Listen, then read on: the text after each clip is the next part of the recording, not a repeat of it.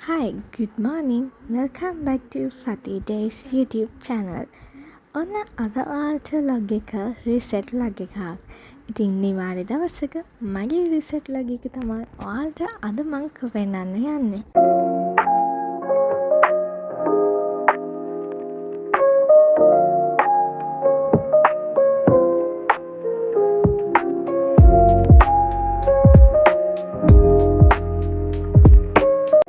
මං මේ වීඩියෝ එක ගද්දී 7:45 වගේ ඇති. මම උදේම නැගිටලා පළවෙනිදම කරපු දෙයක් තමා මේ ජැනල් ටික ඇරිය එක. මොකද ගොඩක්ම අඳුරු පැත්තක් තමා අපේ ලිවිං රූම් එක කියන්නේ. ඉතින් ජැනල් අරපුවාම හොඳ එළියකුයි හොඳ හුළඟකුයි සීතල හුළං එහෙම එනවා. ඉතින් ඒක නිසා මං සාමාන්‍යයෙන් හැමදාම කරන්නේ ඔන්න ඕක තමා.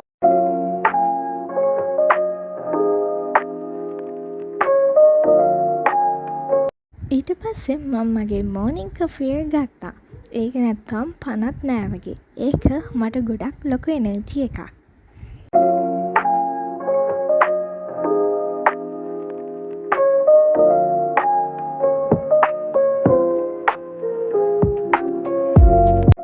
මගේ රීසෙට් ලොග් එකේදී මං ගොඩක්ම කරේ ක්ලීනින් කරන එක.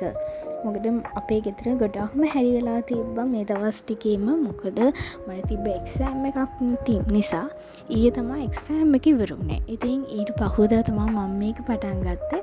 ඉතින් අපේ ලිවිං රූම් එකේ තිබ්බ පොත් තනම් මනම් සියලුම දේවල් ඔක්කොම ගත්තා මම. මොකද ගොඩාක් පිරලා තිබ්බා. ඉතින් ඔය මේස් මම ස්ටඩි කරන ටේබල් එක තමයි. ඒකේ දැන් පොත් නැහැ. මොකද මම ඔයාලට කිව්ව විදිහටම මට තව ස්ටඩි ටේබල් එකක් තියෙනවානේ. මගේ පොත් ටික තියන්නේ ඒකේ. උනාට ස්ටඩි කරන්න මේකේ. ඉතින් ඒකෙත් තිබ්බ බඩු ඔක්කොම අස් කරලා මොකද ලිවිං ඒරියා එකක් කියන්නේ හරි ලස්සනට ඒ කියන්නේ හරිම ලස්සනට තියන්න ඕන දෙයක්. ඉතින් කට්ටිය එනේ තැනක්. ඉතින් ඒක මොකක් නැත ඒක ලස්සනට තියාගන්න ඕන නිසා මම එතන තිබ්බ දේවල් අයින් කරලා ඔය ෂීට් එක එහෙම නමලා තිබ්බා.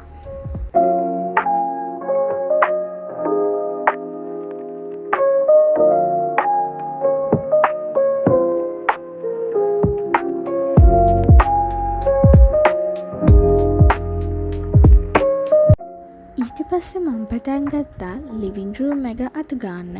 ගොඩක් දවස් අතු ගන්නත් ලැබුණේ නැහැ. ඉතින් මම ඒ ෂීට්ස් ටික ඔක්කොම හොඳට තට්ටු කරලා කුණු දූවිලි තියෙන ඒවා අයින් කරලා හොඳට අතු ගාලා දැම්මා.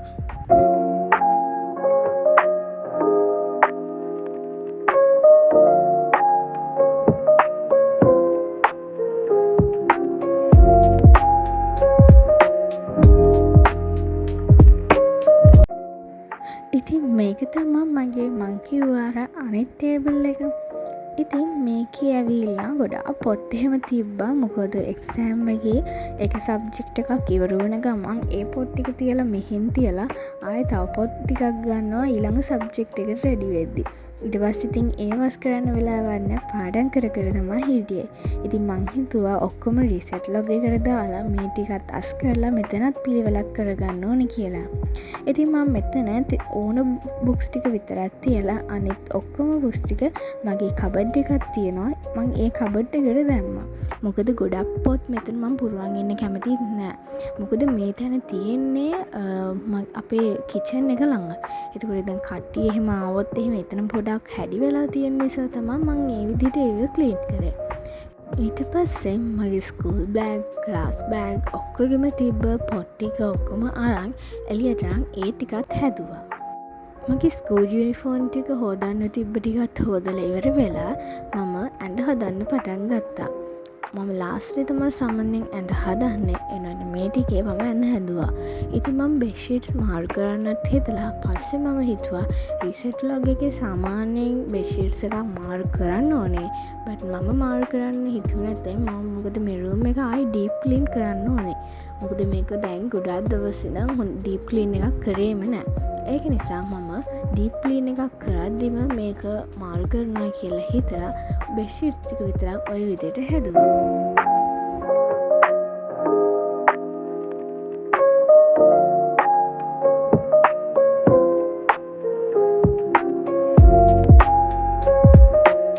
ඊට පස්සේ මට තිබ්බේ ඩ්‍රෙසින් ටේබල් එක ක්ලීන් කරන්න.